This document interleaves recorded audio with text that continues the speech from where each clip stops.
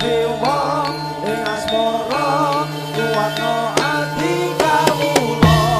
angkon kula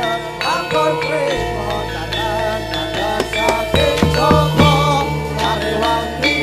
tapateni laire tresno kang suci kasunyatan yen to aku isih nyawiji.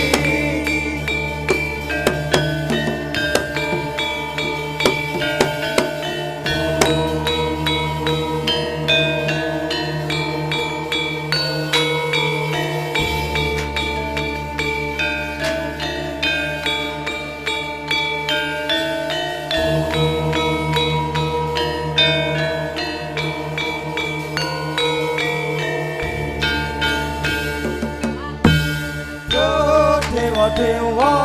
ing asmara kuwatno ati kawula angkon kula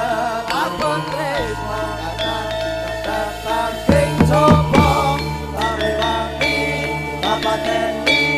laire